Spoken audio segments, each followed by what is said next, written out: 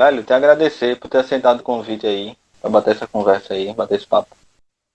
Eu que agradeço a oportunidade de estar aqui no Repercuta, venho acompanhando os episódios do podcast e acho muito bacana a iniciativa que você teve de fazer essas entrevistas. Sempre é legal saber de onde vem cada um, para onde vai cada um dos nossos Isso. companheiros bateristas. Tiago, como tu é um cara mais próximo, eu vou começar pelo que eu já sei de tu, sabe? Pelo histórico que eu sei de tu, e daí a gente aprofunda.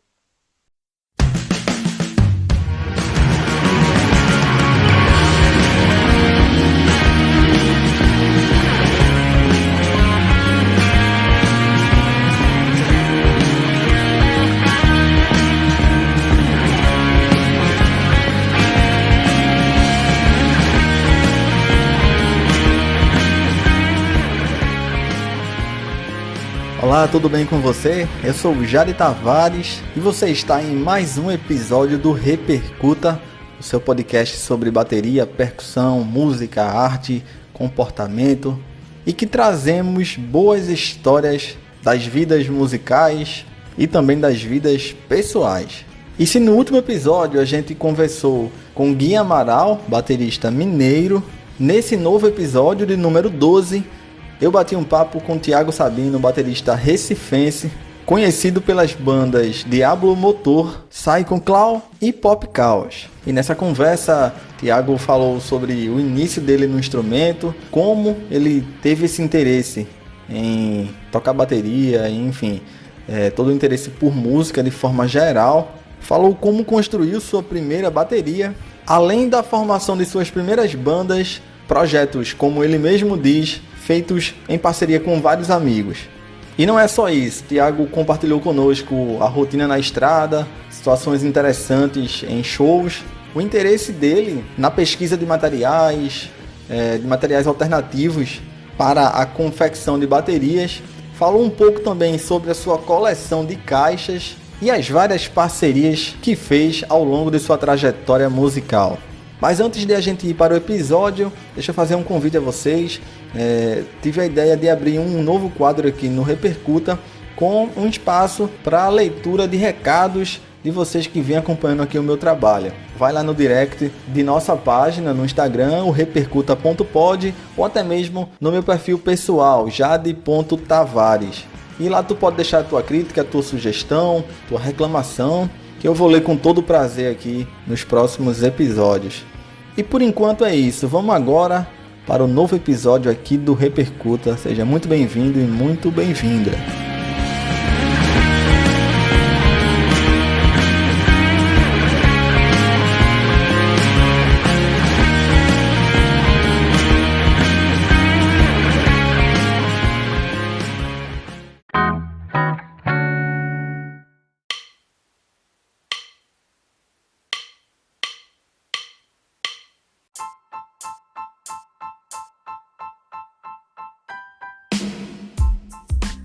A gente tá com o Thiago Sabino, baterista aqui de Recife.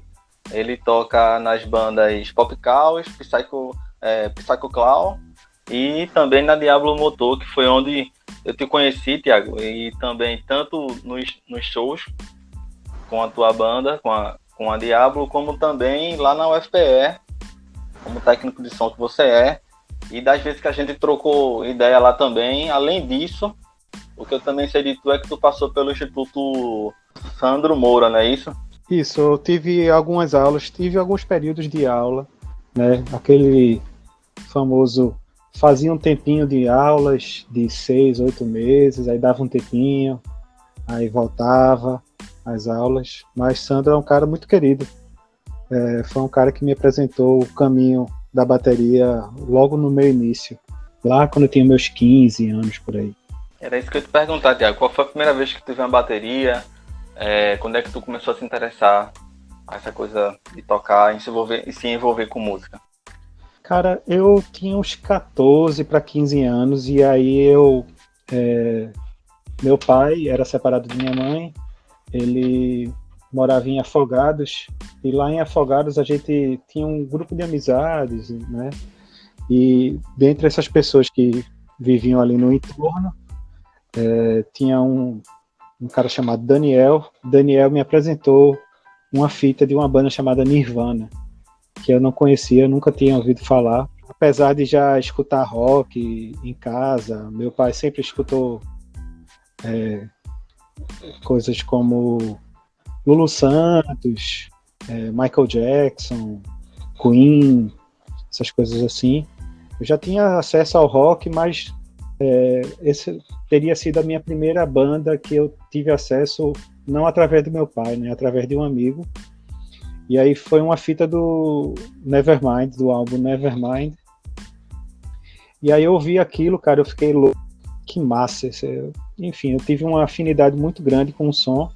E esse grupo de amigos lá de Afogados resolveu fazer uma banda, sem nem saber o que é que cada um ia tocar. Mas aí eu, não sei, alguma coisa falou para mim para eu tocar bateria. E eu não tinha bateria, não tinha prato, não tinha baqueta, nunca tinha visto nenhuma bateria de perto assim, nunca tinha visto uma bateria na minha frente. Daniel tinha um violão e tal, aí a gente pegou e montou a banda, né? Mas no primeiro momento eu ficava apenas batucando ali, uma caneta ou um lápis no caderno e tal. E aí meu pai me levou para uma sorveteria daqui de Recife, que eles tinham uns tonéis de sorvete, que eram feitos de um metal, uma liga metálica, eu não lembro exatamente qual era a liga metálica. E meu pai pegou esses tonéis de sorvete que estavam sendo descartados, levou para casa e eu e ele, a gente se sentou ali e começou a montar o que seria minha primeira bateria. Que foda, velho. Essa foi a minha primeira. Em que ano isso? Aí, como eram todos do mesmo tamanho, assim, eu dava digamos, a nota, né? Eu colocava a pele, era plástico, né? E a gente fechava com a tampa do tonel, fazia uma pressão, e as notas dos tambores, digamos, do tom 1, tom 2 e o surdo, a gente dava com a profundidade do tambor. Né? Aí os tambores a gente colocava uma peça de madeira que já serviam também para a gente bater prego mesmo, né? Para ficar montada como uma bateria, né? Uhum. A gente batia os pregos e tal, e cada um dos tambores tinha uma profundidade diferente. Aí no tambor, no tom 1 era bem raso, aí no tom 2 um pouquinho mais profundo e tal. E essa foi a minha primeira bateria. Isso. Eu tinha uns 14 para 15 anos, e quando eu, no meu aniversário de 15 anos, aliás, foi um pouquinho depois, assim, eu acho que eu estava entre 15 e 16, aí meu pai me deu uma bateria Zamela, que vinha com os pratos Ziltanã. Zamela, Thiago? E aí, Zamela? Era uma Zamela. Nunca ouvi falar. Uma Zamela, bateria Zamela. Inclusive, recentemente eu vi uma bateria dessa no OLX e fiquei com vontade de adquirir, porque eu não tinha. Vendia bateria, aquelas coisas, né? Que a gente vai se desfazendo de uma coisa para poder comprar outra, né? Uma coisa que eu notei era o seguinte: os pratos que eu tive na bateria eram os pratos muito ruins, e eles racharam e tal. Apenas o Hyde, que foi que eu fiquei com um tempinho a mais, assim, o Hyde Ziltanã. Mas aí quando os pratos racharam, e aí a gente ia para o estúdio, né? Nessa época a gente já estava começando a organizar as ideias do que seria uma banda. Aí eu chegava no estúdio e não tinha prato, né?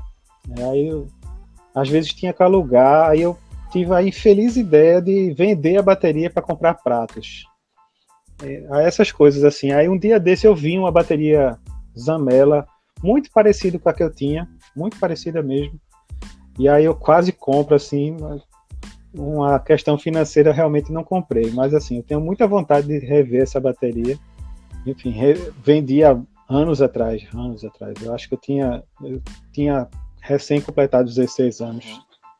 Enfim, essa foi a minha primeira experiência com bateria, foi a primeira vez que eu toquei bateria.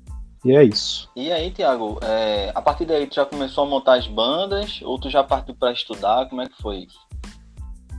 Não, quando eu peguei a bateria, a Zanella, meu pai. Na realidade, a gente já tinha uma banda, né? A banda já tinha sido formada e a gente basicamente fazia covers, né? De coisas de grunge e tal. Nirvana, Silverchair, Bush,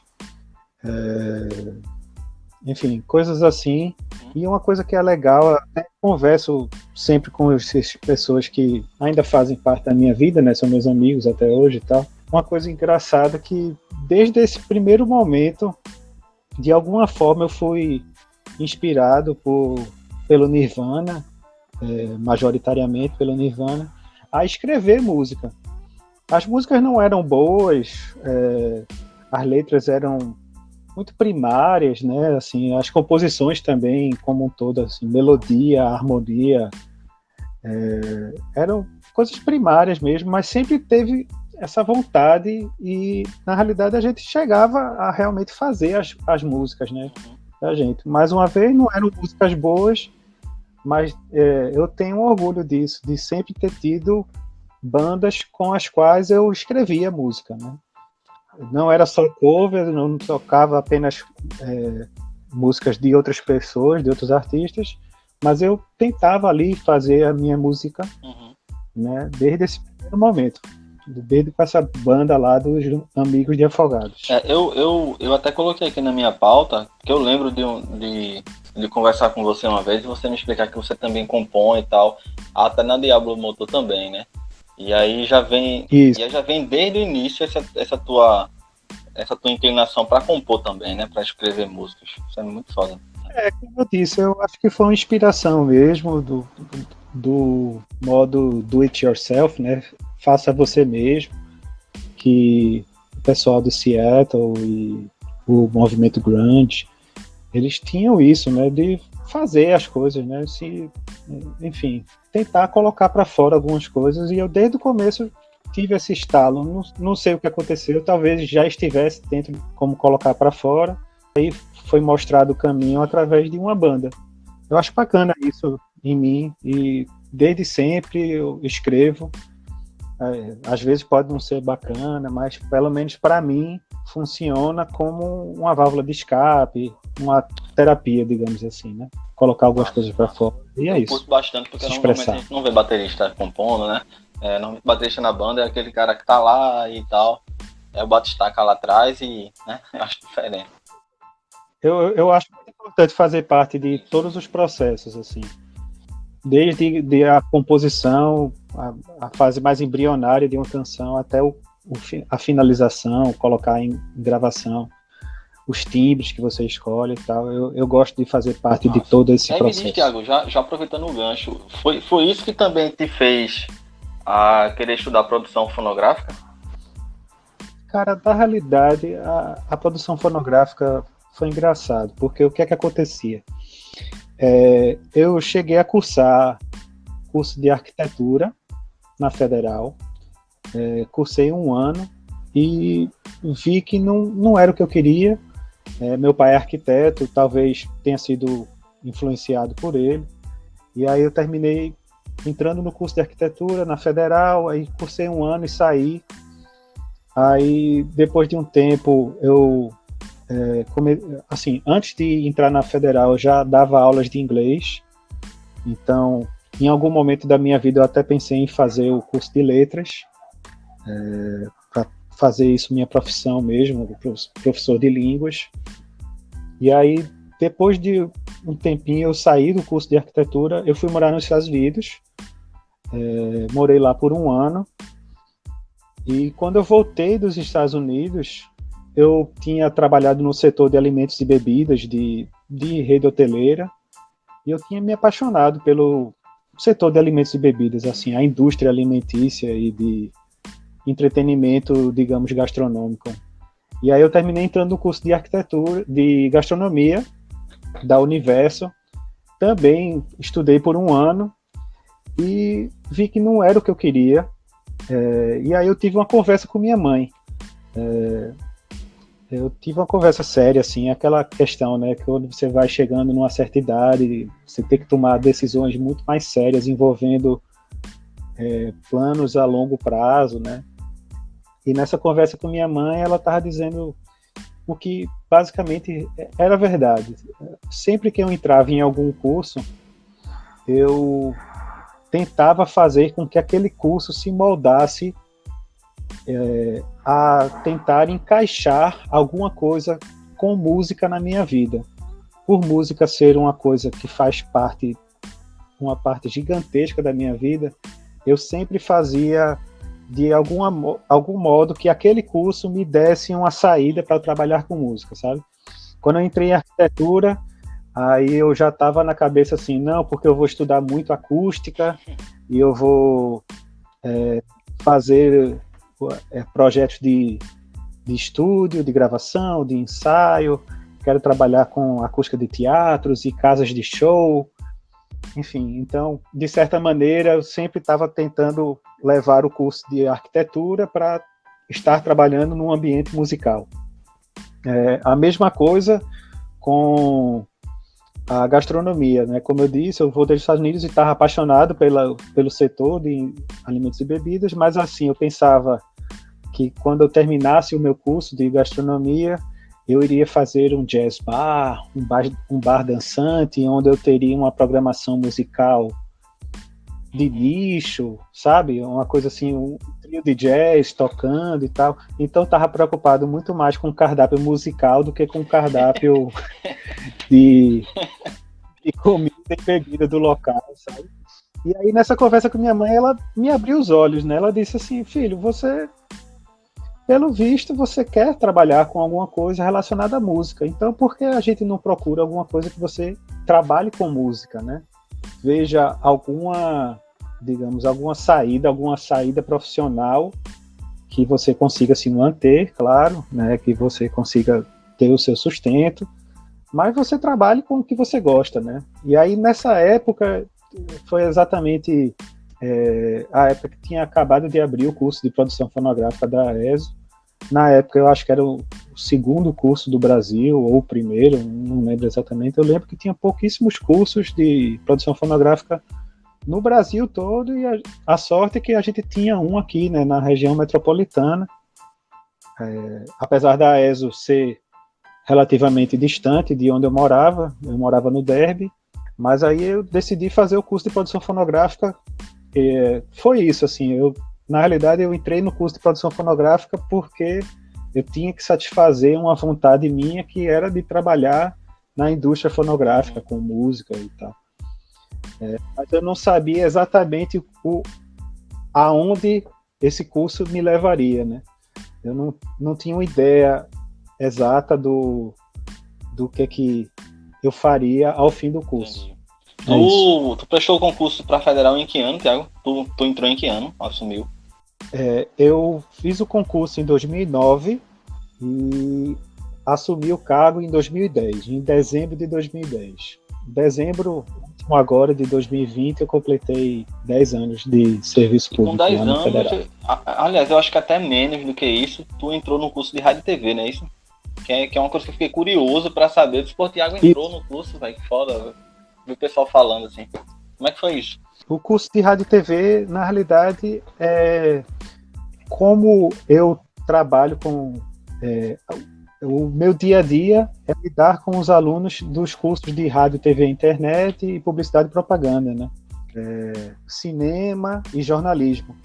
E aí, o curso de rádio, TV e internet sempre me pareceu muito interessante. Eu gosto muito da premissa e sou um cara extremamente apaixonado pelo rádio. O veículo rádio é um veículo que eu amo de paixão. E eu disse, eu vou querer trabalhar com isso.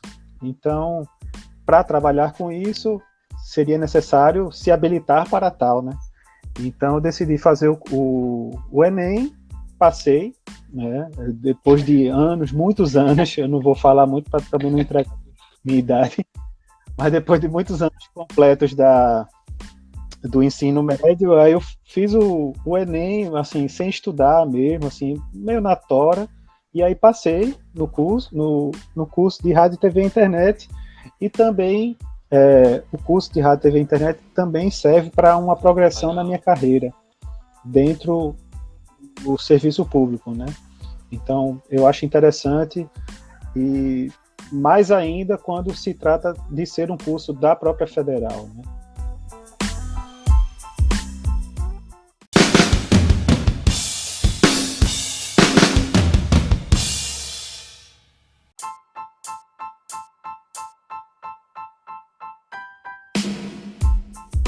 Ouvindo e reouvindo as bandas que tu fez parte e tudo mais. E assim também por te conhecer também de algum tempo, em certa proximidade, a gente percebe aquela coisa das tuas influências entre o grunge e o hard rock. Mas aí eu queria te perguntar o que é que te faz gostar ou não de uma música, assim, de cara?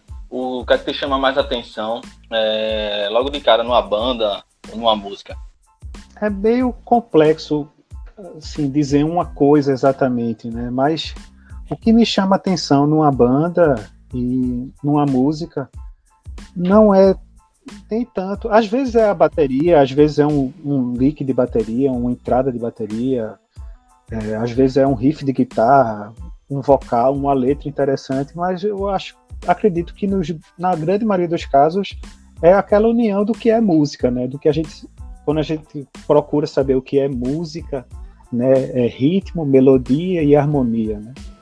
Então essa junção das coisas é que me chama a atenção. Às vezes é coisa meio sobrenatural mesmo, não tem muito o que explicar, assim. Músicas do Nirvana, assim, é uma banda que eu realmente sou fãzaço mesmo. O Led Zeppelin tem músicas que me chamam muita atenção. Às vezes nem são músicas que fazem parte do catálogo mais famoso da banda, né? Mas, enfim, falam com você em alguma coisa, a letra fala muito. Por exemplo, a música que eu acho a melhor música, assim, a música da minha vida, do Nirvana, é Lounge Act. É uma música do Nevermind, mas é uma música que eles mal tocavam em shows, uma música praticamente lado B. Ela foi lançada no disco, no LP, no álbum, mas é uma música que não era tocada, mas ela fala muito para mim. É uma música que a letra como um todo, a entrada da bateria, o baixo, sabe? Enfim, é difícil de explicar, mas eu acho que é mais o conjunto. E quando esse conjunto de coisas fala uma verdade da banda, e se essa verdade também é uma verdade para mim, eu acredito que essa sinergia que acontece, né, essa amálgama acontece, que é uma coisa difícil de explicar, difícil de materializar, mas é isso que me faz apaixonar-me por uma música. Ao ponto que essa música Lounge Act, eu tenho a linha da voz de Kurt Cobain transcrita em partitura, e essa foi a minha primeira tatuagem, uma tatuagem nas costas que notas musicais nas minhas costas dessa música. Então é difícil explicar mesmo. Você já disse tudo.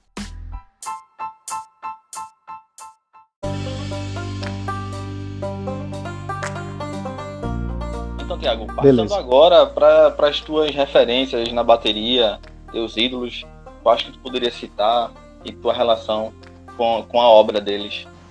Cara, o homem que me fez tocar a bateria foi Dave Grohl.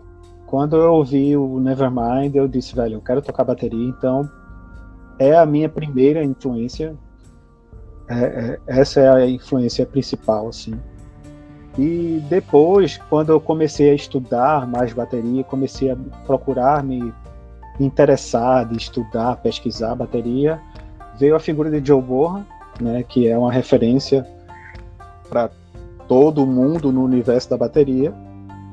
E aí eu fui ouvir, né, por que danado falam tanto desse cara, né? Aí eu fui lá, peguei um disco do Led Zeppelin, coloquei para tocar, velho. Quando eu ouvi Whole Lotta Love pela primeira vez, eu lembro, assim, foi a primeira música do Led Zeppelin que eu ouvi, foi Whole Lotta Love, e naquele trecho da intermissão instrumental, né, que aí ele volta com... Eu fiz, cacete, velho, que é esse cara? É um monstro, né? Pronto, me apaixonei, assim.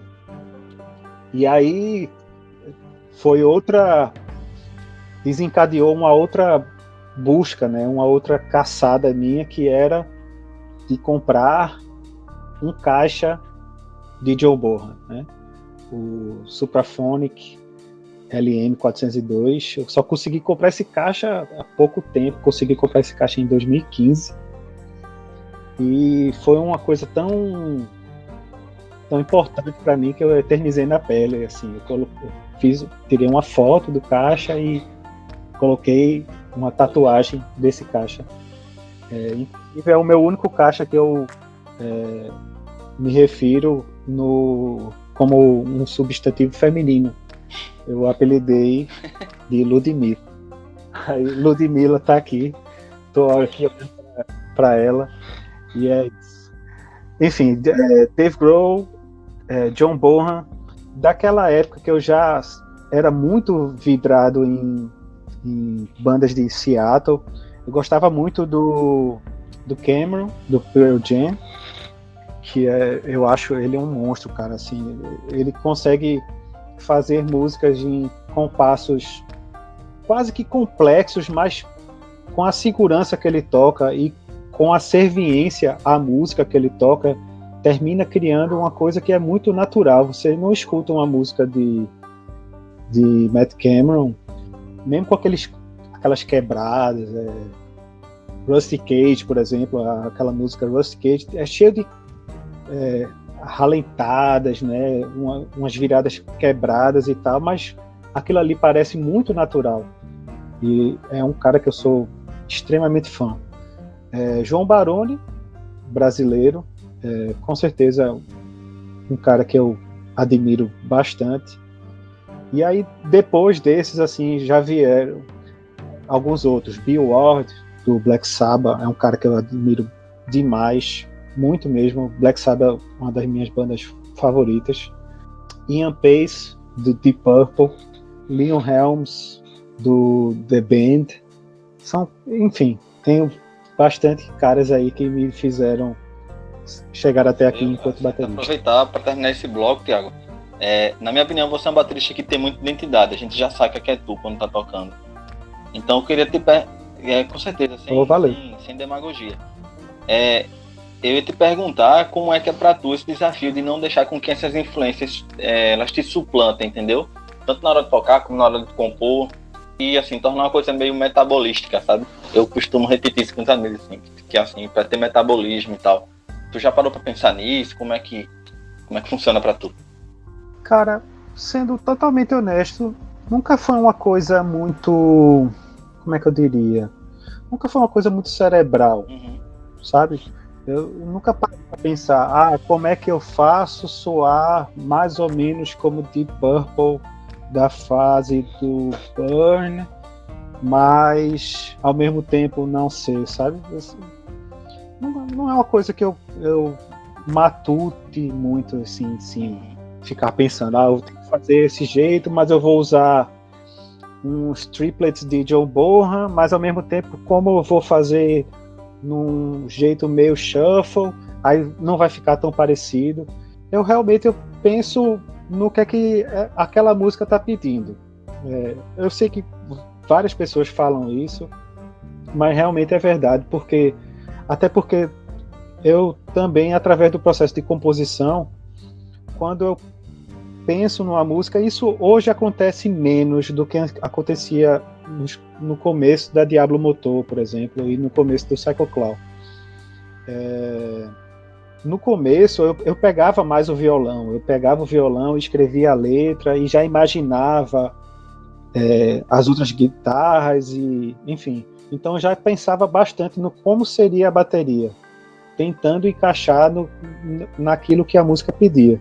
Isso tem diminuído em algum sentido, e eu tenho contribuído mais com a parte de letra e a parte rítmica, né, da bateria, do que com a parte de harmonia e melodia e tal. Mas não é uma coisa muito cerebral. Eu meio que vou seguindo o fluxo, sabe? O que vem aparecendo, eu coloco ali o que eu acho que pede. Por exemplo, tem uma música da Diablo Motor chamada Silly Little Game. É a única música da gente em inglês, ela está presente no nosso álbum de estreia, o homônimo Diablo Motor. E essa música eu compus ela do começo ao fim, assim, eu compus tudo dela.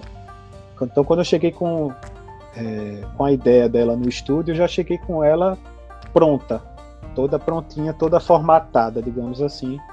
Claro que cada um deu a sua contribuição, o jeito de tocar, o solo de guitarra. Eu não fiz o solo de guitarra, mas a ideia, a estrutura básica, o esqueleto da música estava lá. Então, quando eu cheguei com essa música, eu já tinha uma ideia muito forte do que aquela música pedia. E eu acho que aquela música, ela tem alguns elementos de Rolling Stones, isso na bateria, sabe? Tem uns elementos de Rolling Stones, tem uns elementos de Hellacopters, que é outra banda que eu sou totalmente alucinado, o Hellacopters, mas ao mesmo tempo eu sinto que tem um pouco da minha pessoa ali dentro daquela linha de bateria. Mas não foi uma coisa pensada, cara, foi uma coisa que eu fui tocando e fui sentindo que era aquilo que pedia, e aí saiu isso. Nem sempre é bom, mas pode ser o que é meu. Acho que a gente pode desnoiar um pouco, né? Assim, ficar um pouco menos preocupado de soar parecido. Por exemplo, a introdução de Hot for Teacher do Van Halen, clássico, né? Alex Van Halen, um monstro da bateria também. Gosto muito da bateria dele.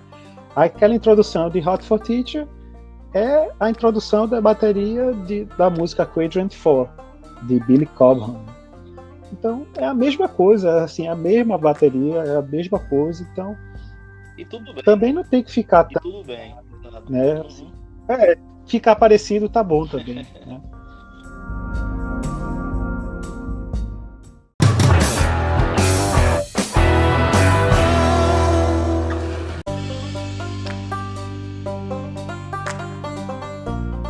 Eu queria passar agora, Thiago, para tua pela origem da Diablo Motor. Acredito que você tenha formado a banda também, tenha fundado a banda. Isso. Principalmente naquele primeiro período ali, que tem um EP de 2008, não é isso? A banda foi fundada em 2008. O EP foi lançado em 2010. E vocês também fizeram uma turnê, né? Que foi a turnê Euforia, não foi do primeiro álbum? A gente fez a turnê Euforia, a gente fez algumas outras turnês. A primeira turnê da gente foi no ano de 2010. A gente fez uma turnê descendo para cidades do Nordeste. Descendo, que eu digo, de Recife para baixo, né, para o sul. Aí a gente tocou Aracaju com o pessoal do The Bagios. E essa turnê a gente fez com o pessoal da banda Voyeur, que é daqui de Recife também. Aí saímos daqui, depois fomos para Feira de Santana. A gente tocou num evento lá chamado Feira Noise, um festival muito legal, muito bacana mesmo. E depois tocamos no festival Big Bands em Salvador, lá no Pelourinho. Incrível também, assim. A gente teve essa turnê, depois a gente fez a turnê da Terra Flamejante, que a gente tocou em Fortaleza, Natal, João Pessoa, Recife, Maceió e Aracaju também. A gente fez uma turnê, essa turnê Euforia, que a gente tocou em São Paulo, capital, tocou em Campinas, no interior de São Paulo, tocou em Brasília e tocou em Goiânia, no Goiânia Noise. Pronto, porque na minha lista aqui, eu tinha até anotado Goiânia Noise, o Abrir pro Rock de 2011, não é isso?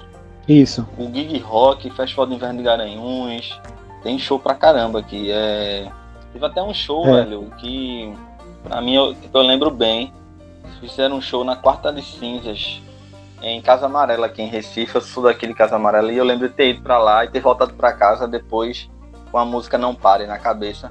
Depois que vocês terminaram lá, foi em 2011, isso eu lembro bem. Foi sim. E aí teve o segundo lugar no Pré-Amp em 2010 também, né? Isso, 2011 foi um ano muito massa pra gente. A gente tocou no Carnaval, né, na Quarta Cinzas Rock, nesse evento lá de Casa Amarela. Tocou pela primeira vez no Festival de Inverno de Garanhuns. Foi a nossa primeira saída de Recife para São Paulo. A gente tocou no Gig Rock, no Beco 203, lá na Rua Augusta, com vários artistas muito bacanas. Teve o Câmbio Sonoro também, não sei se foi nesse mesmo ano, mas um evento independente. A gente tocou, enfim, e teve o Goiânia Noise, foi a primeira vez que a gente foi para lá, para Goiânia. A gravadora que a gente faz parte, né? A gente faz parte da Monstro Discos. A gravadora estendeu o convite pra gente ir pela primeira vez, né? Lá para Goiânia. E foi muito bacana, velho. Muito bacana mesmo, assim. O festival, enfim, é incrível. O festival Goiânia Noise é fora de série, realmente. Tudo isso em 2011, foi muito bacana, velho, esse ano aí pra gente. Esse primeiro álbum, Thiago, você olhando pra ele 10 anos depois, tipo 11 anos depois, qual a avaliação que tu faz do primeiro álbum da Diablo Motor? Cara, é muito positiva, porque era uma coisa que era muito verdade pra gente ali, né? A gente começou a banda em 2008, foi no dia 13 de abril de 2008. Eu lembro o dia exato a gente já tinha uma banda antes, a mesma formação, que era Felipe na guitarra e vocais, Alexandre na guitarra e vocais, Bruno no baixo e eu na bateria. Essa banda a gente tinha uma formação antes chamada Engate, que era uma banda meio grunge, assim, mas era horrível a banda, horrível, péssima. E aí eu viajei novamente para os Estados Unidos. Quando eu voltei em 2008, aí a gente já estava em outra praia, assim, a gente estava ouvindo umas coisas ao mesmo tempo mais modernas, como Stoner Rock, a galera do Datsuns, Queens of the Stone Age, algumas coisas assim, Helicopters também, e ouvindo coisas mais antigas também, como Deep Purple, Motorhead, Led Zeppelin, e a gente decidiu mudar inteiramente a rota da banda. Quando a gente mudou a rota da banda, a gente decidiu mudar o nome da banda também. Mudamos de Engate para Diablo Motor, e o primeiro ensaio foi em 2008. E aí a gente começou a compor. As primeiras músicas vieram muito rapidamente, assim, sabe? A gente em pouco tempo já tinha 5, 6 músicas, assim.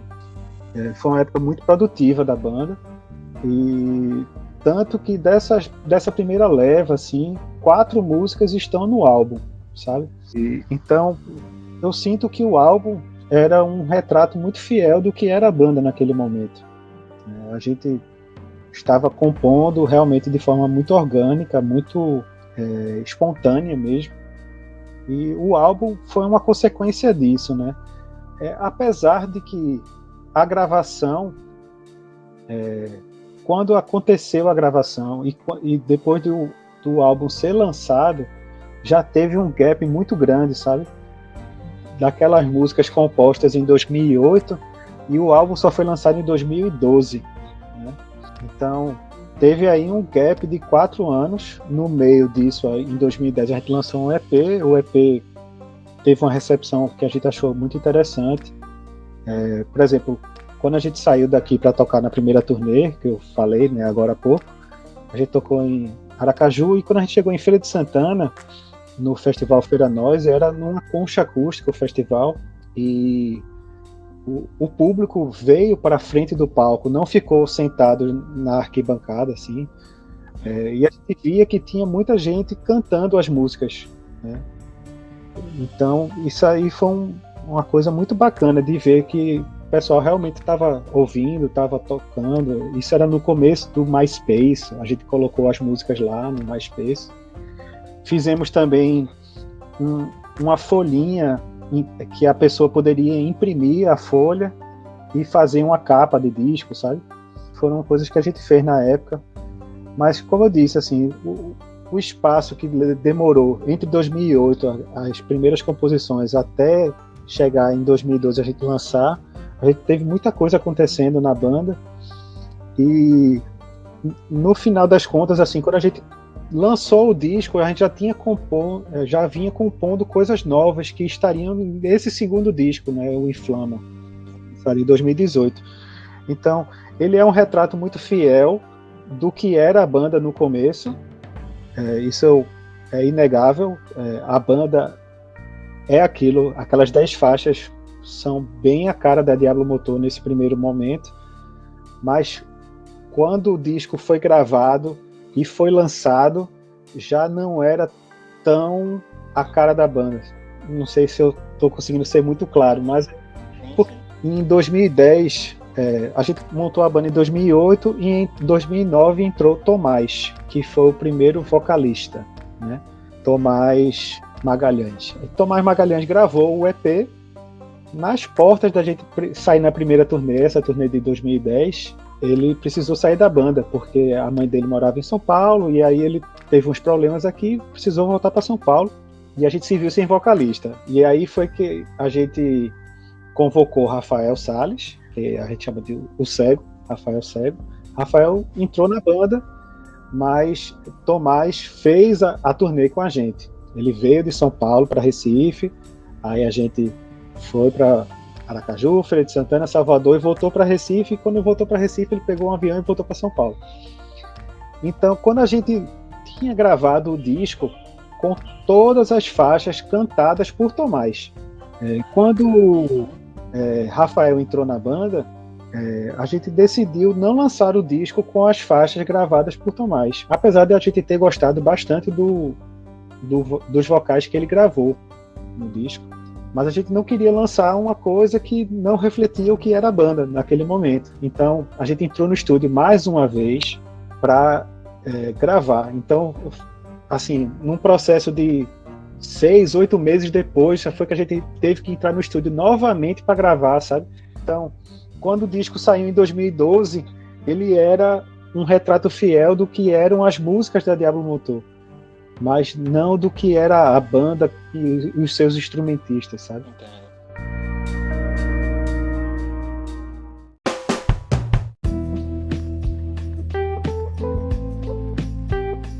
O show do Raimundos e do Matanza, vocês abriram para Raimundos em 2013, não foi isso? Isso. O Matanza, na realidade, foi em 2011. Foi no Abril Pro Rock. Nessa época, então, vocês já estavam pensando até em compor mais coisas, né? Em 2011 a gente já tinha gravado o disco todo, na real. A gente já tinha gravado o disco todo. O disco só foi lançado em 2012 porque a gente estava acertando os detalhes da capa, o visual da capa, né? Que talvez alguns dos ouvintes tenham o disco em casa. É um disco que a gente se orgulha muito, o visual também, né? O encarte, tem um pôster dentro e tal. E a gente está ajustando esses detalhes também com a gravadora Monstro, né? Que a gente assinou o primeiro contrato com eles. E aí teve esses trâmites burocráticos, digamos assim, para até a saída do disco. Mas a gente já tinha em 2011 o disco gravado. E aí a gente ficou muito feliz de ter sido convidado pela produção do Abril Pro Rock para fazer a abertura do show do Matanza. Esse show foi incrível, assim. Foi o show que, na realidade, nos deu os nossos primeiros produtos audiovisuais. Nosso amigo Marcos André, Marco Dedé, juntou uma equipe massa e foi lá e gravou. E a gente fez os primeiros clipes, né? São 4 vídeos da gente tocando músicas lá no show de abertura do Abril Pro Rock, Clube Pro Matanza. E o Raimundos também, a gente ficou muito contente com o convite da produção, e, enfim, foi um grande show também. Nesse show, inclusive, foi engraçado porque algumas pessoas não conheciam a banda, mas a gente levou umas camisas para vender e tal, e as camisas acabaram todas, assim, a gente sentiu que o público gostou bastante da banda. Inclusive, tinha um casal que tinha vindo de uma cidade do interior para o show do Raimundos, eles eram muito fãs do Raimundos, e depois do show da gente, eles vieram falar com a gente que tinham gostado muito da banda, assim, super empolgados mesmo, assim, a gente viu que realmente eles gostaram da banda e nunca tinham ouvido falar da banda. Então isso é muito importante, né? Agradar numa primeira audição. O primeiro show deles, eles realmente gostaram tanto que perguntaram se a gente tinha um fã-clube, assim. Eu nunca tinha tido uma reação dessa. A gente disse, não, velho, a gente não tem um fã-clube. Ele, pronto, a gente vai montar o fã-clube para vocês. E aí eles montaram um fã-clube, criaram um grupo no Facebook. Até agradecer a eles aqui. E é isso. Isso é prova da competência da banda, né? Valeu. Queria passar também, Thiago, agora o primeiro álbum homônimo, Diablo Motor, de 2012, né? E aí o Inflama, que é o segundo, é de 2018. Eu ouvi os dois. O Inflama, pra mim, ele parece... Assim, se eu estiver falando besteira, você me diz. Mas pra mim, o Inflama, ele parece ser mais grooveado. Ele tem mais groove. E o Diablo Motor é um pouco mais... É mais na cara ali. Isso. Assim, o hard rock e o grunge, né? O que é que mudou pra vocês? Pra fazer de um álbum pro outro? E o Inflama, inclusive, é um álbum que tá cheio de participações especiais, né? Fala um pouco. Assim, com relação às participações especiais, a gente também não tem do que reclamar no primeiro álbum. A gente tem o solo de Diógenes Batistella, que foi membro fundador da banda Volver, na faixa Meio Blues. Ele grava o solo de guitarra. Djalma Rodrigues, da AMP, grava um trechinho de uma guitarra adicional na faixa Mesma História. A gente tem Johnny Hooker cantando na faixa Silly Little Game. Ed Staudinger toca piano em 2 faixas também. E João Nogueira, que hoje acompanha a banda de Sean Lennon, filho de John Lennon, gravou também o piano em uma faixa. Então, o primeiro disco também é recheado de participações especiais. Mas eu concordo com você, o segundo disco ele é mais multifacetado, ritmicamente falando, né? Ele tem algumas coisas mais grooveadas, como você falou, tem algumas coisas mais cadenciadas, mais balançadas, assim. A faixa Hacking, eu gosto dela porque eu consegui incorporar algumas coisas, assim, uma coisa meio tango, e uma coisa meio brega recifense, sabe, assim, eu consegui incorporar isso dentro de uma faixa de um hard rock, né. Até teve uma crítica, uma resenha do disco que falava que essa faixa é como se uma trombada de Metallica com Reginaldo Rossi, assim. Eu achei isso sensacional, assim, bacana essa comparação, assim. Mas eu acho que é representativo do amadurecimento de todos da banda, não só o meu amadurecimento enquanto baterista, enquanto ritmista. A gente passou a ouvir mais coisas também, né? Passou a incorporar outros elementos e não ficar... não que o primeiro disco seja melhor ou pior que o segundo, mas eu sinto que ele é mais unidimensional. Ele tem uma pegada quase que constante o disco todo, assim. Ele vai meio hard rock sem tirar o pé do acelerador o tempo todo. Tira um pouquinho ali no final, na faixa 9, na faixa 10, mas a grande maioria do disco é mais cacete, né? Nesse segundo disco, o Inflama, a gente conseguiu amadurecer algumas ideias, colocar compasso 5x4 na música Ultimato, que é de Bruno, o baixista da banda. Outra coisa também, outras pessoas passaram a colaborar, né? Uma coisa que acontecia no primeiro disco era assim, eu fazia uma música e eu levava essa música para o estúdio e cada um dava a sua ideia e tal. Nesse segundo disco, não. O que aconteceu foi mais realmente uma colaboração entre todo mundo. Bruno tinha uma ideia, mas a gente se juntava e quebrava a cabeça junto, e aí saíram essas músicas. Eu acredito que as palavras seriam mais maduras mesmo e mais multidimensionais. As participações, Thiago já descreveu as participações do primeiro álbum e do segundo temos mais Spock, Raíssa Leal e Lara Klaus, né? Thiago, tem mais alguma? Eu posso ter deixado passar? Temos Cadu Bussadi, que toca na banda Prume e atualmente mora em São Paulo. Temos também Piero Bianchi, que é um pianista daqui sensacional. Um abraço para ele. Amo esse mago. O naipe de metais é composto por Maestro Spock, Nilcinho, Amarante e Fabinho Costa. Time de músicos incríveis. Lara Klaus, enfim, uma musa mesmo. É uma referência para mim, assim. Ver Lara Klaus gravando é uma coisa de louco. Gosto muito. As vozes de Raíssa Leal na faixa Antizen, muito massa também. Foi muito massa ter essas pessoas do nosso lado, né? E também tivemos Léo D, que é tecladista do Mundo Livre S.A. Ele ajudou bastante a gente. A faixa Mais Que Três, que tem um naipe de metais ali, justamente onde entrou Maestro Spock, Nilcinho e Fabinho, foi uma ideia minha, que eu tive essa ideia e compartilhei com a galera da banda achou massa, mas assim, como eu sou muito desafinado, cara, eu não sei, eu canto parabéns fora do tom, sabe, assim, muito desafinado. E aí era muito difícil eu externar o que eu estava pensando, né, na minha cachola ali, o que seria esses naipes nibetais nessa música Mais Que Três. Tive uma dificuldade tremenda de mostrar isso para os caras da banda, e aí a gente lançou um single, né, o lado A era o Mais Que Três e no lado B a música Casarão.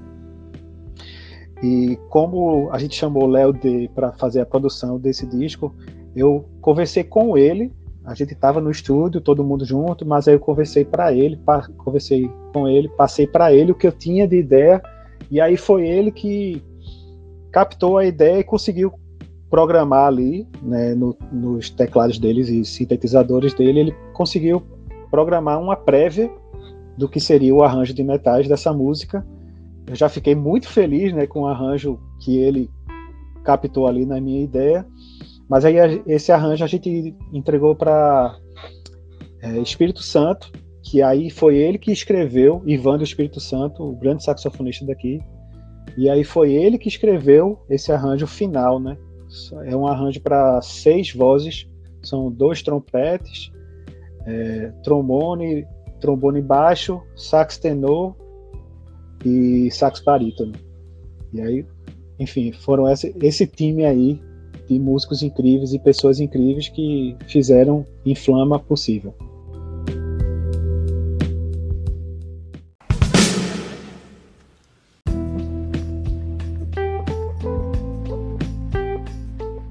E a tua história, Thiago, com a Psycho Clown? Cara, Psycho Clown é uma grande paixão minha, porque era uma época onde eu tinha uma banda chamada Tiro Firro com a galera lá de Afogados, lá do prédio do meu pai e tal. E essa banda também é uma banda horrível assim. E aí eu fui para o Colégio Contato. Quando eu cheguei no Colégio Contato, eu conheci outras pessoas que tinham bandas e tal. Barbicha, Colasso, uma galera que tocava New Metal, e foi uma época que eu estava ouvindo muito New Metal. Eu ouvia muito Korn, Limp Bizkit, Cold Chamber, Mudvayne, System of a Down, essas bandas assim. E aí eu estava procurando uma banda que fizesse mais ou menos isso, assim. E a gente montou uma banda em 2000. Foi a primeira banda que eu fiz com meu irmão Caio. Hoje não mora aqui no Brasil, mora na Finlândia. Eu, Caio, Alexandre, que também era da Diablo Motor, Gustavo, Rafael e Leandro. A gente montou a banda Psycho Clown e, velho, foi muito impressionante, porque em pouquíssimo tempo a gente tinha, assim, sei lá, 10 músicas, sabe? Nem todas eram super boas, mas algumas eram muito boas. Eu escuto essas músicas até hoje e vejo muita qualidade ali. Foi uma coisa de realmente uma congruência de energias, assim, muito impressionante. Realmente foi incrível a história do Psycho Clown, assim, foi uma carreira meio meteórica, sabe, porque a gente começou a banda em 2000, aí em 2001 a gente lançou o EP, e a gente começou a fazer muito show, assim, muito show mesmo. A gente fazia muito show e a gente sempre era muito elogiado, assim. Tinha um site daqui chamado Recife Rock, e o pessoal do Recife Rock acompanhava os shows que aconteciam pela cidade e eles sempre elogiavam a banda, porque realmente, assim, sem falsa modéstia, a banda era muito boa, principalmente no palco. A gente tinha uma energia, os 2 vocalistas eram insanos no palco, assim, aquela presença de palco insana mesmo. E aí a banda, a gente foi, gravou o EP, depois gravou um single com o Márcio Bocão, lá do estúdio Boca 48, hoje em dia é baixista do Barão Vermelho. Aí gravou um single, E aí a gente fez um show no Pé no Rock, lá no Clube Português. Foi assim, Garotos Podres, A Gente e depois Devotos do Ódio, sabe? Ou num local dentro da programação incrível, assim, e o show foi mal a palavra, mas foi foda, o show foi foda. A gente, inclusive, gravou o clipe de uma música com imagens desse show. Pablo foi lá com a câmera gigante, nessa época não tinha GoPro, essas coisas assim, e bicho louco lá com a câmera, praticamente câmera VHS, assim, entrando na roda de fogo e tal. E a gente gravou esse clipe. A gente fez esse show em 2003, a gente foi elogiado até pela Revista Zero, que é uma revista nacional. Cara, tava tudo indo muito bem, muito bem, muito bem, mas aí foi quando eu decidi ir para os Estados Unidos na minha primeira vez. E aí eu saí da banda, coloquei Tiberius no meu lugar, um baterista muito bom de metal. E no tempo que eu fiquei fora, que foi um ano, a banda fez alguns shows, eu acho que foram apenas 2 shows que eles fizeram com Tiberius. A banda deu uma esfriada grande. Quando eu voltei em 2004, a gente tentou ainda fazer alguns shows, tentou se reunir, mas parece que a fagulha não estava mais lá, saca? Tipo, parece que a Psycho Clown realmente existiu num período muito intenso, assim, entre 2000 e 2003, e depois acalmou. Mas, como eu estava dizendo, assim, eu escuto as músicas da Psycho Clown hoje em dia e eu identifico muitas coisas muito positivas, muito boas mesmo. Então, meio que como uma coisa que eu devia à banda, eu acho que a gente devia à banda, a gente decidiu gravar, registrar o álbum, e aí a gente selecionou 9 músicas que a gente entende que carregam todo o potencial da banda. Outras 6, 7 músicas ficaram para lá, porque realmente não são tão boas, mas essas 9 músicas são muito, muito boas, e a gente gravou, e o vocalista, um tá morando na Alemanha, o outro vai morar em Portugal, meu irmão, que tocava guitarra, tá na Finlândia, enfim, mas foi um negócio feito de maneira meio remota. Estamos finalizando as gravações e em breve a gente vai lançar esse álbum aí. Não temos planos de fazer um retorno, de fazer shows, mas eu acho que é uma coisa que a gente deve pra gente e deve também para os fãs da banda. A gente tinha alguns fãs mesmo.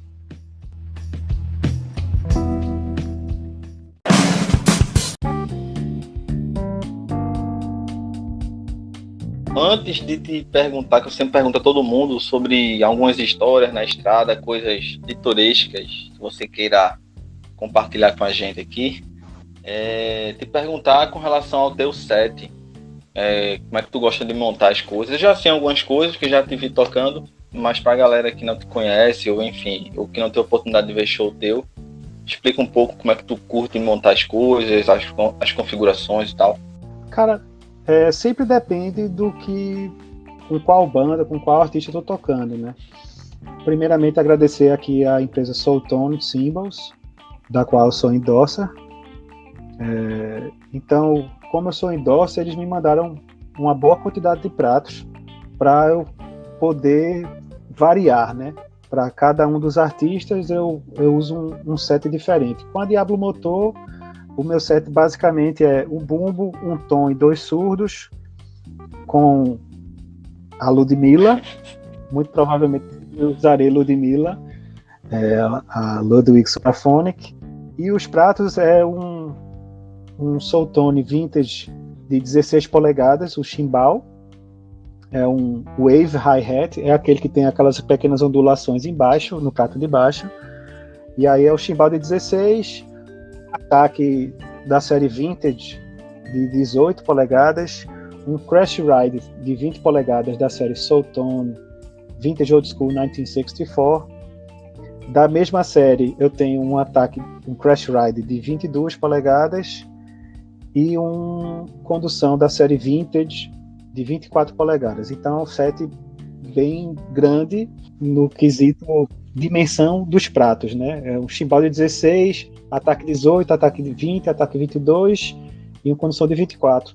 Eu normalmente uso um cowbell Eu alterno entre dois cowbells que eu tenho aqui, um Classic Ridge Rider da LP, ou então o Rock Cowbell da LP também. Gosto de usar bumbos grandes e gosto de usar tambores grandes também, tipo bumbo de 24, tom de 13, sul 16, sul 18, e a maioria das vezes eu uso peles porosas. O jeito que eu gosto de tocar. Aquela configuração meio John Bonham, né? Pele porosa na batida e pele porosa na resposta, afinado para médio e alto. É o jeito que eu toco na Diablo Motor.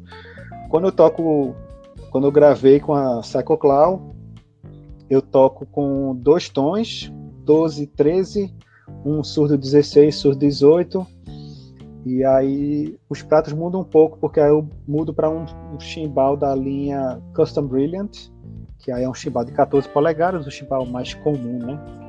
Um splash de 12 polegadas, da série Extreme, um ataque de 16 da série Vintage, um ataque de 18 da série Vintage, um Crash Ride de 20 da série Vintage Old School 1964, e o condução é o de 22. Então eu diminuo 2 polegadas em cada prato. Chimbal, ataque 16, ataque 18, ataque 20 e uma condução de 22, e o China. Eu uso um China também, que eu não uso na Diablo Motor, mas eu uso no Psycho Clown, China de 18 polegadas da série Extreme.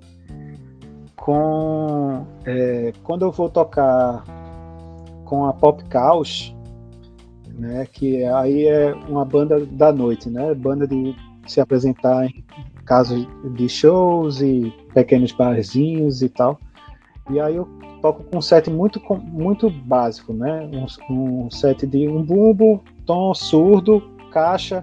Eu gosto muito de variar meus caixas, eu tenho alguns caixas aqui em casa, eu sou meio colecionador de caixa, e aí eu mexo bastante na afinação e tal, sempre procuro me manter interessado em descobrir novos sons e fazer sons interessantes, porque às vezes o repertório meio que se torna o mesmo, né, noite após noite, e você tocando sempre as músicas dos outros, né, músicas cover. Então eu utilizo esse método de trocar os caixas, de trocar as peles, as afinações, para me manter interessado, né, em fazer aqueles sons diferentes. Aí com a Pop Chaos eu toco com um set muito simples de pratos também. O chimbal de 14, da Custom Brilliant, um ataque de 16 e o Crash Ride de 20 como condução. E às vezes eu ainda toco com um kit reduzido mesmo, né? Aquele kit pra gente fazer aquele famoso barzinho, né? Que aí eu toco com um caixinha de 10 polegadas, aí um chimbal de 10 polegadas da série Custom, que é muito engraçado, porque é um chimbalzinho de 10 polegadas, mas ele tem um sonzinho tão bacana, velho, eu acho massa. E aí eu uso o splash de 12 polegadas como ataque e o ataque de 16 polegadas como condução, um Crash Ride. Tu tem noção de quantas caixas tu tem? É meio compulsivo isso. Da última vez que eu fiz um censo aqui, eu dei uma limpada, foto dos caixas também. Atualmente eu estou com 14 caixas aqui em casa. Caramba. Alguns caixas não estão comigo. Eu tenho um sócio numa empresa de aluguel de bateria e a gente faz essa permuta de vez em quando, assim. Eu pego um caixa que ele está tocando, fico com ele um tempo, aí ele pega outro caixa que a gente tem junto e tal. Mas atualmente aqui em casa eu estou com 14 caixas e não queria estar satisfeito. E eu acho que eu não estou satisfeito. Em busca do próximo caixa. Esse gancho eu tinha anotado aqui, cara, para você falar com relação à tua empresa de aluguel de baterias. Como é que veio a ideia? Quanto tempo ela surgiu? Quanto tempo ela está nativa? Explica um pouco. Cara, essa ideia surgiu quando, em 2015, eu decidi ir para os Estados Unidos para comprar uma bateria da DW. Eu comprei uma bateria da DW Collector Series, Maple Mahogany, meu xodózinho. E a intenção era essa mesmo, comprar a bateria para fazer aluguel. Consegui fazer alguns aluguéis, alguns discos de artistas pernambucanos foram gravados com isso. A minha bateria já serviu também para eventos de artistas internacionais, serviu também na Mimo, na Mostra Internacional de Música em Olinda. E, enfim, aí eu entrei em contato com Ivo Lage, que é o dono do estúdio Space Invaders, lá em Boa Viagem. E a gente resolveu juntar forças para ter mais bateria, ter mais equipamento, não só bateria. Claro que o foco principal é a bateria, mas a gente decidiu se juntar forças para ter também amplificadores de guitarra, amplificadores de baixo, aluguel de som, PA, né, monitores, todas essas coisas assim. E a empresa estava bem, estava um pouquinho devagar, a gente ainda não tinha realmente entrado no mercado, a gente não tinha feito um catálogo, não tinha feito página na internet, no Instagram e tal. Mas, e aí veio a pandemia, né? E aí, como tudo, parou, a gente deu uma pausa e ainda não retomamos. Estamos ainda cada um em sua casa, mas é isso. A empresa se chama Batuque Backlines e em breve esperamos que exista vacina para a gente poder voltar para a rua e colocar a cara no mercado. Massa, eu fiquei imaginando aqui o que tu não deve ter perdido de gig, tanto alugando o material, como tocando com as bandas também nesse período, né, velho? Outra coisa que aconteceu foi que eu tocava na banda Tio Fred, e eu saí da banda em janeiro de 2020, e a intenção da gente, a gente saiu da banda, da Tio Fred, e montou a Pop Caos, e a intenção da gente era justamente a gente aproveitar fevereiro ali, carnaval, para poder fazer o material da gente, e em março botar a cara no mercado, e abril já começar a fazer alguns shows e tal, mas aí veio a pandemia em março, então a banda deu uma pausa. A banda Pop Caos existe, a gente gravou bastante coisa durante esse período de quarentena, de lockdown, cada um em sua casa, mas a gente chegou a gravar 9 músicas, então tem material chegando aí já, mas shows realmente, como você falou, a gente perdeu muita coisa de show, perdeu muita coisa de aluguel, mas é isso, estamos sobrevivendo dentro do que podemos fazer. Eu queria até te perguntar uma coisa, Thiago, até para você falar para quem tá começando também a tocar, sabe? Porque, pelo menos dentro da minha bolha, tu é um dos cabras que mais, assim, eu fazendo a pauta pensando, Thiago é o pesquisador da bateria, porque Thiago gosta, dentro da minha bolha, tu é a pessoa que sabe da madeira, que, assim, entende de madeira, de aros, de peles e tal. E, assim, parece óbvio, né, pra gente que toca e tal. Mas tem muito baterista que só quer saber tocar e muitas vezes até a própria identidade dele vai embora nessa coisa de não ter mais conhecimento, né? Como é que é isso pra tu? Porque tu curte bastante todo o processo, assim, sabe? Eu realmente sou um pouco obcecado por isso. Eu sempre pesquiso, quase que diariamente eu estou pesquisando coisas, pesquisando empresas de bateria, pesquisando materiais de bateria, acessórios que são inusitados e tal. É uma coisa que eu gosto muito. E essa coisa surgiu, como eu fiz o curso de produção fonográfica, eu comecei a trabalhar em gravações, e aí eu observava alguns produtores que eles tinham uma ideia muito certa do som que eles tinham na cabeça, e eles imediatamente nem testavam caixa, sabe? Tipo assim, eu quero um som mais ou menos assim, né? Ele estava na cabeça ali, ele já pegava um caixa, já afinava de um jeito, já conseguia. E eu queria muito ter essa habilidade de ter um som na minha cabeça e já saber que tipo de caixa, de material, de bateria, de peles, de afinação, que tipo de acessórios, que tipo de esteira me fariam chegar naquele som mais rapidamente. Porque quando o pessoal fala assim, isso tudo se resolve na mix, se resolve na masterização. Cara, se chegar muito mais pronto, o trabalho é muito menor e tem outro, o resultado sempre vai ser muito satisfatório, né?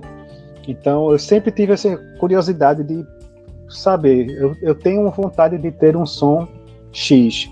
Como eu faço para chegar nesse som X? E aí eu pesquiso bastante, é uma coisa que eu até tenho investido muito tempo nessa quarentena, comecei a fazer caixas eu mesmo, né? Fiz alguns projetos de caixas aqui. Que massa, velho. Eu tenho um caixa que eu apelidei de Paquiderme, porque ele Escolhe os melhores nomes, tu escolhe os melhores nomes, porra. Ele é um caixa de... até agradecer a Neném, que foi Neném quem me deu o casco desse caixa. Na realidade, esse caixa, o Paquiderme, Neném me deu praticamente pronto, assim, 99% pronto. Ele é um caixa em copaíba, 16 polegadas por 9 e 7 oitavos de profundidade. Como ele é 16 polegadas, ele não cabe na estante de caixa. E aí eu coloquei aquelas canecas para colocar os pés de surdo, sabe? Sim, sim. Aí, caralho. Ela não cabe em lugar nenhum, Thiago. Ela não cabe em lugar nenhum, pô. E aí eu fiz esse caixa e esse caixa ficou muito bom, assim. E aí depois eu vi que muitas empresas já estavam fazendo isso, mas eu nunca tinha visto isso, assim, pelo menos assim, eu nunca, na minha bolha, eu nunca tinha visto algum caixa parecido. E aí eu apelidei ele de Paquiderme, porque eu coloquei, além dele ser um tamanho gigante, né, ele é coberto com um couro falso de elefante. Então o Paquiderme.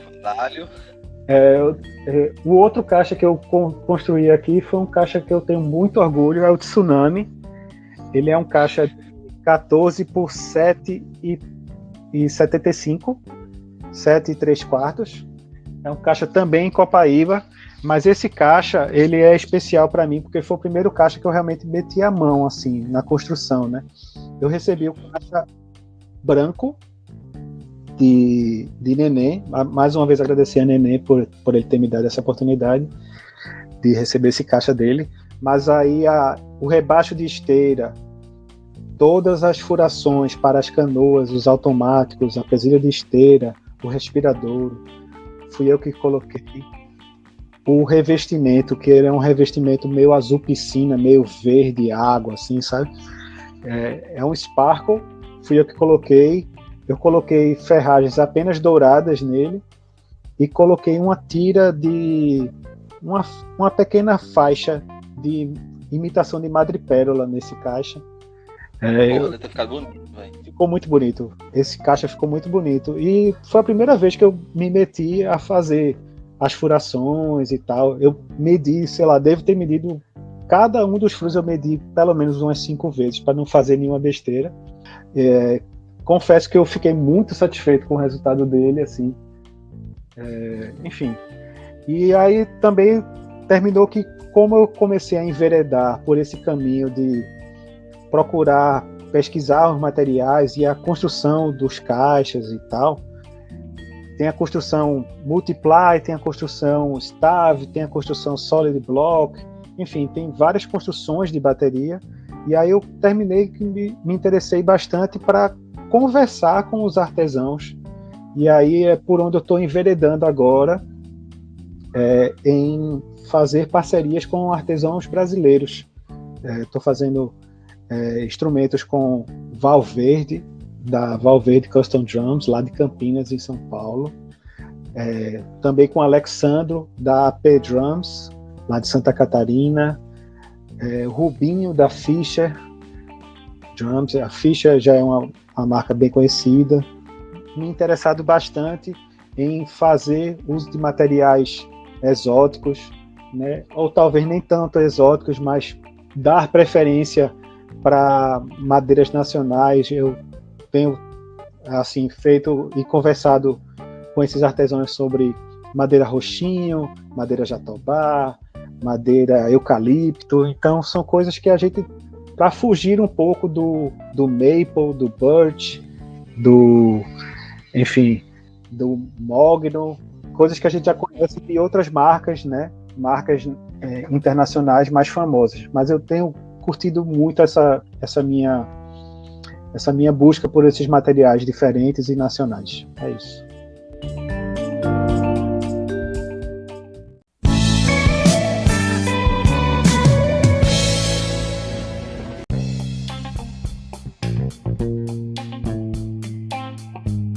Tiago, a gente tá chegando no final, te agradecer mais uma vez, tá? Ô, muito obrigado pelo convite. Eu adorei esse bate-papo da gente. Doido para chegar a hora de ouvir isso. Massa. Mas deixa eu fazer as últimas perguntas para tu. Isso não pode deixar passar. Tu tem alguma história interessante que tu gosta de compartilhar na estrada, em shows? Alguma coisa, sei lá, alguma coisa que tenha te tirado do sério, ou que tenha sido muito engraçada, uma coisa pitoresca, uma coisa muito doida? Cara, tem muitas histórias, né? Às vezes tem histórias ruins, mas eu prefiro sempre colocar nas histórias boas, né? Quando a gente foi para o Goiânia Nós e a gente teve a apresentação, quem apresentou a gente no palco foi o Away, o Gil Away, do Gil Brother, do Hermes e Renato. E é uma figuraça, velho, assim. Essa banda, moro? Essa banda já toca há mais de 100 anos, sacou? Moro, não sei o quê. Velho, foi muito engraçado ter conhecido esse cara, assim. Foi uma coisa muito, muito, muito massa.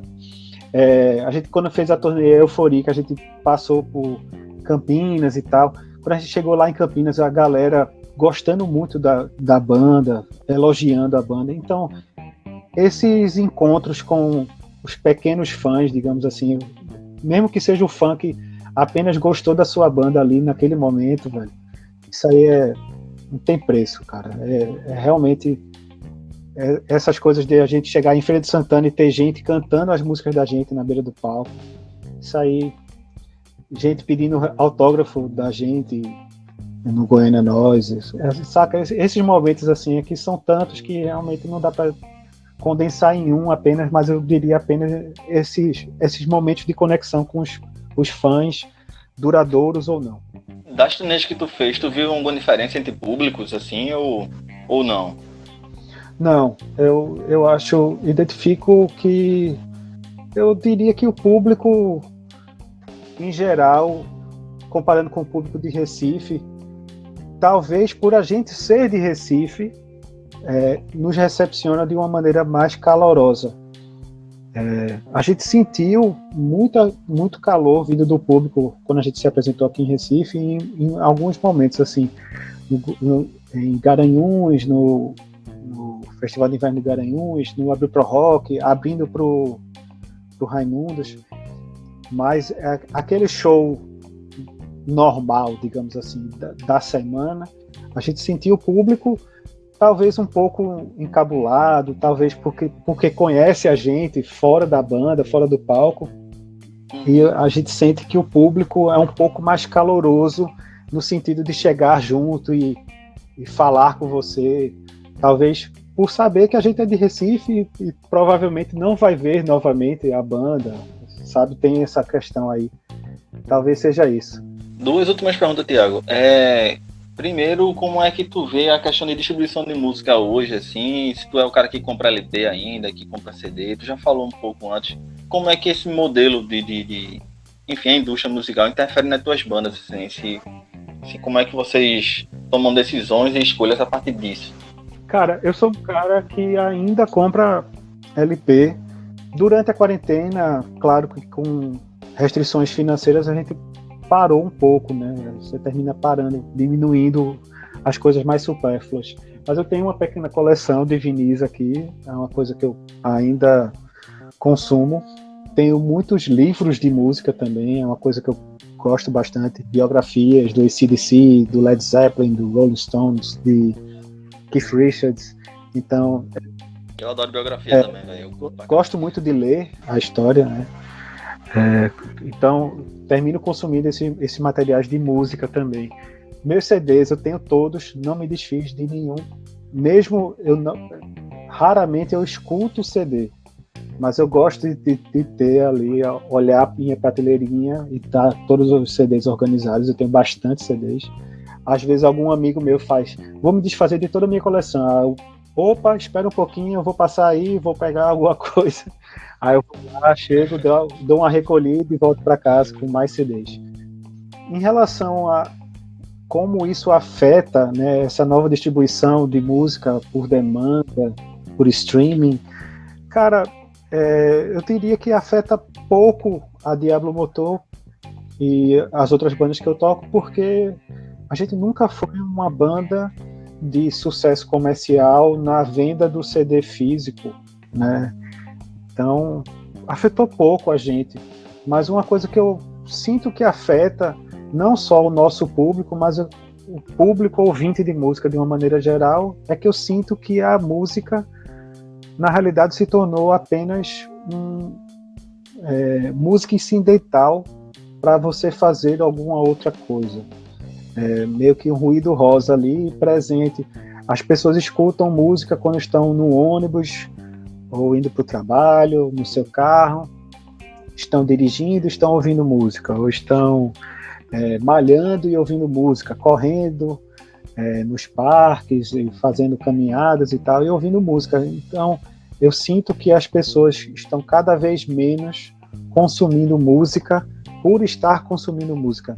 No que eu digo assim, de ouvir música, né? Sentar numa cadeira e colocar um disco para tocar e ouvir aquele disco todo.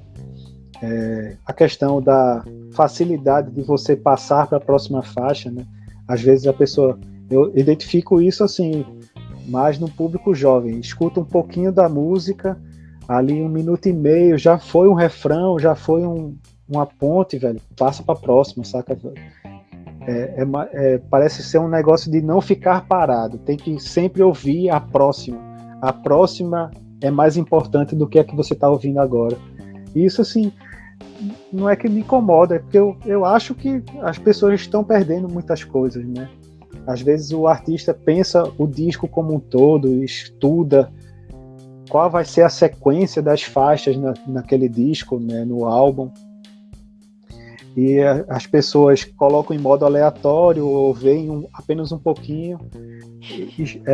Pensou várias vezes, passou noites acordado pensando que aquele outro de piano entraria ali nos 3 minutos e 34 segundos, sabe? Para causar uma estranheza, para passar para a próxima faixa. Então isso aí se perde nesse ambiente virtual, nesse ambiente digital. Eu fico um pouco triste, assim, mas eu entendo que é uma coisa, talvez um caminho que não tenha volta. Thiago, ainda prefiro sentar na frente do sofá e colocar um álbum para tocar. Hoje mesmo eu estava ouvindo o Clube da Esquina e, assim, a obra toda, quando você escuta o disco todo, como do começo ao fim, ele tem um sentido muito mais amplo do que quando você escuta apenas uma música ou outra, sabe, assim. Esses greatest hits são bacanas para você ter numa festa e tal, mas consumir um álbum, ainda mais se for um álbum conceitual, se for do início ao fim, eu acho muito bacana, e eu realmente me perco, assim, fico ali em alguns momentos realmente viajando, ouvindo e tal. É isso. Última pergunta, Thiago. Antes do bate-bola da gente, acho que tu já deve ter sacado que no final eu puxo. Já saquei, já. Te perguntar como é que tu cuida da saúde, tanto para tocar como, enfim, né, pra vida toda, assim. E se tu faz algo localizado para bateria, malhação, sei lá. Cara, não faço nada. Eu sou extremamente preguiçoso nesse aspecto, assim. A energia que eu desprendo para pesquisar coisa de bateria talvez seja 100 milhões de vezes maior do que a energia que eu, assim, desprendo para tocar o instrumento, assim. Eu toco muito pouco, toco num apartamento, então eu tenho horários limitados, mas eu consigo tocar, acho que diariamente eu toco coisa de 20, 30 minutos, então, mas não sou uma pessoa estudiosa. Estudei com Sandro Moura um tempinho, sei ler um pouquinho de partitura, mas não tenho nenhuma fluência. Se colocar uma partitura na minha frente, eu vou ter que ouvir uma música para poder entender o que está escrito ali. Não faço nenhum tipo de atividade física direcionada para o meu desempenho enquanto baterista, não. A alimentação não é tão legal, mas também não é tão ruim. Eu não sou usuário de drogas. Às vezes eu bebo uma coisinha ali, pouca coisa, mas eu não fumo, não uso drogas ilícitas de outra forma. E é isso, o meu cuidado com a saúde é esse. Eu realmente não tenho uma rotina ligada à saúde enquanto baterista, não.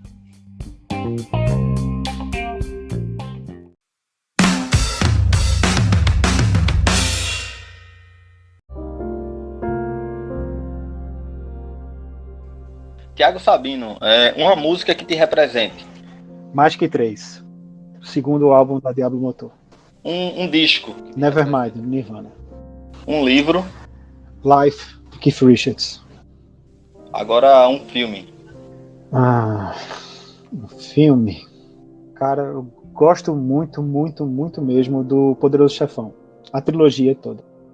Tu diria algum erro que tu tenha tido na carreira baterística? Tipo, alguma coisa que tu faria diferente?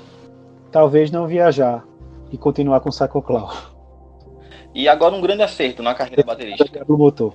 Ter fundado a Diablo Motor. Primeiro show que tu foi? Feito no More, no Geraldão. Porra, tu fosse pra aquele Meu pai foi. levou. Que massa, velho. Inclusive, até destacar também o papel do teu pai, né, velho, na tua vida. Enfim, não só musical, né, velho? Meu pai é uma pessoa muito importante. E ele me levou pra esse show, assim, eu era muito guri. Mas enfim, foi o meu primeiro show. E foi essa lá. Eu lembro de pouquíssima coisa, quase nada. Mas enfim, eu fui pra esse show. E agora é o primeiro show que tu tocou. Caramba! Foi com a minha primeira banda, a banda lá de Afogados, na época era chamada Sangha. Horrível o nome. É algo ligado ao budismo também, porque tinha que ser alguma coisa ligada ao budismo, já que Nirvana era a nossa maior influência. E a gente alugou o Clube Escolinha dos Remédios, que era ali pertinho da Estrada dos Remédios, em Afogados. Os guri, velho, de 15, 16 anos, alugaram o clube e a gente fez um show lá. Esse foi o meu primeiro show da minha vida. Primeiro disco que tu comprou? Nevermind, do Nirvana. Um programa de TV ou uma série que tu curta, ou os dois, de repente? Eu gosto muito, muito, muito de séries de comédia. Sou fascinado por Seinfeld e The Office. Tanto a versão americana quanto a versão britânica. 5 bateristas referências pra tu. Dave Grohl, John Bonham, Matt Cameron, Bill Ward e Ian Pace. Agora, Thiago, um baterista superestimado pra você. Pode ser daqui ou de fora. Cara, essa pergunta é um pouco difícil de responder, porque eu sempre falo o seguinte: às vezes a galera olha para aquele cara que ele não é muito bom para a banda tecnicamente, mas ele desempenha um papel interpessoal, humano dentro da banda que pode ser indispensável para aquela banda continuar existindo.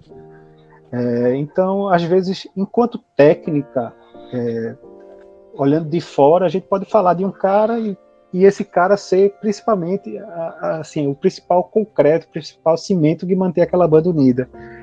Às vezes acontece de a gente ter um membro na banda que ele não é muito bom tecnicamente, mas aquela amizade e até às vezes a experiência que ele passa para dentro da banda faz com que a banda componha alguma coisa e tal. Mas enfim, se tiver que falar alguém, vou falar de Lars Ulrich do Metallica, mas é porque ele não é mais superestimado, né? Na realidade, ele tem vários críticos ferrenhos, principalmente nos últimos anos, né? É um cara que eu acho que está realmente deixando a bola cair, a peteca cair lá no Metallica, e talvez eu acho que ele devesse se aposentar, não sei. Às vezes é melhor sair enquanto você está no topo do seu jogo, sabe? Deixar aquele negócio meio Michael Jordan, tipo, eu sou o melhor do mundo, poderia sair dali do trono e deixar alguém entrar no Metallica. De repente, Eloy Casagrande, sei lá, isso aí. E tem algum, assim, agora ao contrário, se tu tem algum que tu lembre aí, que pra tu é subestimado. Consegue lembrar de algum? Eu acho que o clássico, né? O baterista clássico subestimado seria Ringo Starr. É um cara extremamente musical, que muito servente da música, né? Ele faz o que a música pede, um cara que tem um senso de ritmo e de andamento incrível, que ele não gravava com metrônomo, mas as músicas estão sempre ali no beat, cara. Ele mantinha muito bem o beat. Ele é criativo, eu acredito que ele tem alguns fios de bateria, algumas viradas de bateria que são muito criativas. Você criar um groove de bateria apenas com surdo e bumbo, né? Aquele come together, né? Tum, tum, tum, tum. Só isso aí, fazer todo mundo dançar é muito difícil, cara, assim. A virada dele, por ele ser um baterista canhoto que toca com a bateria arrumada na disposição de baterista destro, ele sempre começava a virada com a mão esquerda, ao contrário de um baterista destro que começaria com a mão direita. Então, é um cara que eu vejo ser muito subestimado, mas, enfim, eu diria Ringo Starr. Talvez seja o grande injustiçado da bateria mundial. Quando tu vê alguém tocando bateria, qual é a primeira coisa que tu observa, assim, o que tu procura logo de cara? Número 1, se ele tá se divertindo tocando. Eu odeio ver aquele povo que fica assim, tocando com cara emburrada, velho, assim. Pô, velho, se você tá tocando assim, o público não vai gostar, sabe? Tem que ter essa conexão com o público. Então, a primeira coisa que eu observo é se ele tá realmente tocando, animado, tá feliz de estar ali. E a segunda coisa que eu observo é os equipamentos. Caixa, que pele ele colocou, se ele está usando um gel, se está usando outro abafador, os pratos, sabe? Eu sou um cara muito ligado em equipamentos, afinação e tal. Então eu sempre observo essas coisas primeiro. Lá pro depois eu vejo se ele está fazendo uma técnica bacana de bumbo, de caixa e tal. Mas bem depois. Cita um baterista fora do teu nicho que tu mais se identifique, ou que tu curta o trabalho dele, apesar de estar fora do teu nicho. Velho, ultimamente é Eloy Casagrande. Eu acho que ele é não tem nem como descrever, assim. É um monstro. Cara extremamente técnico, extremamente físico, né? Você vê ele tocando bateria, você pensa que ele tá correndo uma maratona. E ele não se cansa, ele tem uma constância na pegada, assim, foda. Tem o lance dos ghost notes dele. Os ghost notes dele são de assim, como se o cara estivesse tocando um ring shot. E o ring shot, velho, é bomba atômica, né?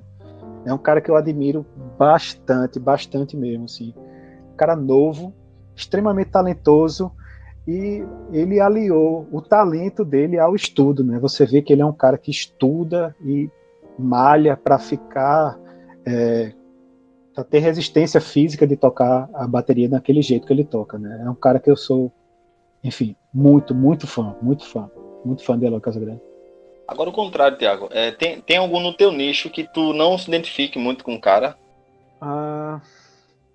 Eu gosto do trabalho do Matt Sorum, mas eu acho que às vezes ele tem uma unidimensionalidade no trabalho dele da bateria. Aquelas viradas do Guns N' Roses, que ele sempre fazia a mesma virada, sabe? Assim, o mesmo desenho de virada. É um cara que está dentro do meu nicho, né, de rock, hard rock, mas é um cara que eu me identifico muito. E às vezes ele colocava octabands, assim, tinha umas coisas de bateria eletrônica que eu não acho que cabiam muito legais, assim, com o kit como um todo, como a musicalidade dele.